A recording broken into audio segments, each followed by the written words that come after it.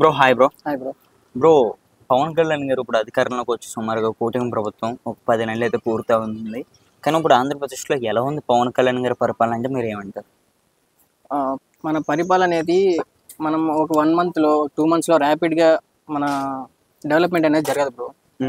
మనం చూసుకుంటే ఒక డెవలప్మెంట్ అనేది స్టార్టింగ్ స్టేజ్ నుంచి ఎండింగ్ స్టేజ్ వరకు మెల్లిమెల్లిగా పెరుగుతుంటుంది.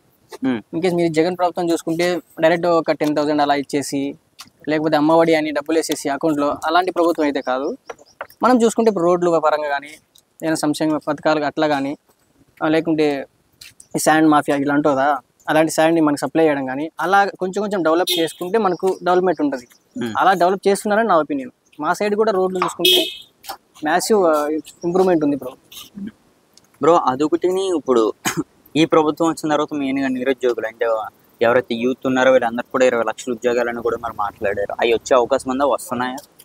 వస్తాయి అనుకుంటాం. నా ఒపీనియన్లో అయితే ఇప్పుడు మెగా డిఎస్సి కూడా ఆల్రెడీ స్టార్ట్ అయిపోయింది. మనకు అమరావతి క్యాపిటల్ ఇంకొక 1 or 2 yearsలో కంప్లీట్ అవుతుంది. అక్కడ మన ఇంకొకటి టీసీఎస్ అనేది ఒక కంపెనీ, మల్టీనేషనల్ కంపెనీ మన వైజాగ్లో స్టార్ట్ అయింది. మన చంద్రబాబు నాయుడు గారు చెప్పారు. అలా పరంగా చూసుకుంటే మనకు జాబ్స్ అయితే అవైలబుల్ ఉంటాయి ఇప్పుడు, కానీ మనం కొంచెం వెయిట్ చేయాలి. మనకు ఇప్పుడే కదా వచ్చింది, కొంచెం వెయిట్ చేయాలి. ఓకే, ఇప్పుడు పవన్ కళ్యాణ్ గారు అన్న మాటలు ఏవైతే ఉన్నాయో అవన్నీ కూడా నెరవేరుస్తున్నారు. ఆయన నెరవేరుస్తారు, పక్కా నెరవేరుస్తారు, కానీ టైం పడుతుంది.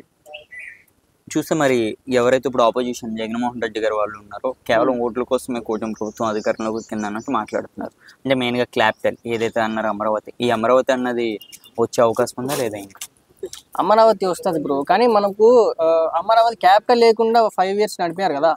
ఆ 5 years నుంచి మన క్యాపిటల్ లేకపోయినా మనం 0 స్టేజ్ నుంచి స్టార్ట్ చేయాలంటే చాలా టైం పడుతుంది. మన 0 స్టేజ్ నుంచి 100 స్టేజ్ వరకు మనం ఇప్పుడు లైక్ చంద్రబాబు నాయుడు గారు చూస్తున్నాము. మనకు హైదరాబాద్ ఎట్లా బిల్డ్ అయిందంటే ఆయన 0 స్టేజ్ నుంచి స్టార్ట్ చేసి ఇంతవరకు తెచ్చారు. అలాగే మళ్ళీ 0 స్టేజ్ నుంచి తేవాలంటే మనకు మినిమం అంటే 3 years or 4 years పడుతుంది.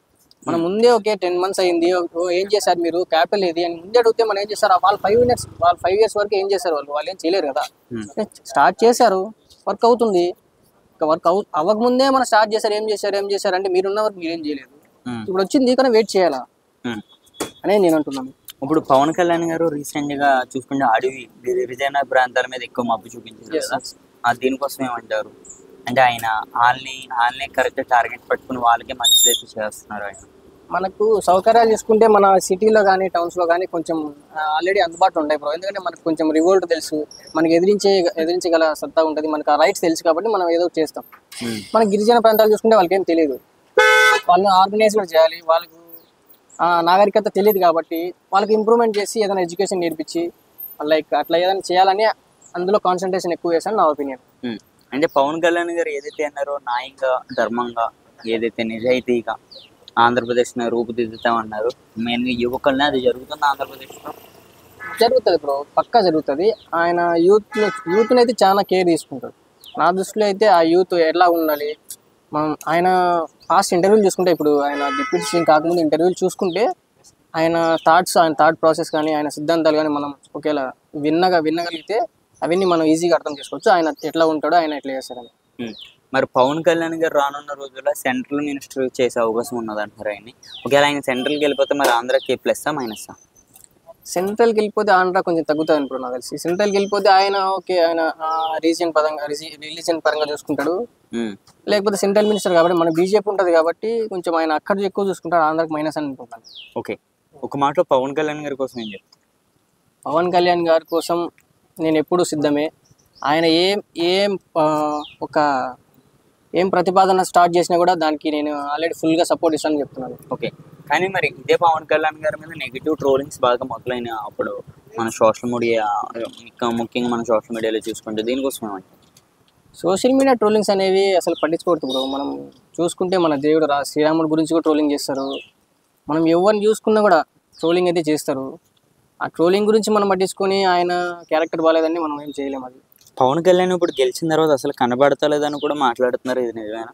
అంటే ఆయన అంటే కనపడాలంటే ఏంటి బ్రో, రోడ్డు బయటకు వచ్చి అందరూ పాదయాత్ర చేయమంటారా? కనపడిన తర్వాత ఆయన చేసేదని చేస్తాడు. ఇప్పుడు కనపడాలంటే రోజు వచ్చి బయటికి తిరిగారు కదా, ఆయన చేస్తాడు ఆయనకున్నవి. ఓకే, నారా లోకేష్ గారు రెడ్ బుక్ కోసం ఏమంటారు? రెడ్ బుక్ అనేది జస్ట్ వాళ్ళకు భయపెట్టడం కోసం చెప్పారనుకుంటున్నాను, కానీ అది పర్సనల్గా సీరియస్గా తీసుకుంటే ఇప్పుడు సగం ఎమ్మెల్యేస్ అందరూ, వైసీపీ ఎమ్మెల్యేస్ అందరూ ఖాళీ అయిపోతారు. అది తీసుకోవట్లేదని నేను అనుకుంటున్నాను. నారా లోకేష్ గారు ఇప్పుడు ఆంధ్రప్రదేశ్ ఐటీ మినిస్టర్ కదా. అవును. ఇప్పుడు ఆయన అన్న ఏవైతే జాబ్స్ అన్నారో మెయిన్గా 20 lakhs జాబ్స్, 20 లక్షల ఉద్యోగాలు, ఇవన్నీ వచ్చే అవకాశం ఉందా ఈ 4 ఏళ్ళలో? అదే కదా బ్రో చెప్పే కదా, ఇప్పుడు నేను ఈ మెగా డిఎస్సి వదిలారు, ఇప్పుడు టీటీసీ కూడా ఏదో టీచర్ కూడా వదులుతారు అంటున్నారు. దాని తర్వాత మీరు మల్టీనేషనల్ కంపెనీస్ కొన్ని విజయవాడలో వైజాగ్లో పడతాయి అంటున్నారు. అదే 1 year వెయిట్ చేయాలి బ్రో, వెయిట్ చేస్తే అర్థమవుతుంది. పడదనేది పక్కా పడతాయి. పోయిన ప్రభుత్వం లాగా అయితే ఉండదు. వాళ్ళగా సంక్షేమ పథకాలు డైరెక్ట్ 10,000 ఇచ్చేసి 5 years మీ దగ్గర పెట్టుకోండి ఇంకా అయిపోయి మీకేం ఉండదు అని చెప్పేలాగా ఉండదు.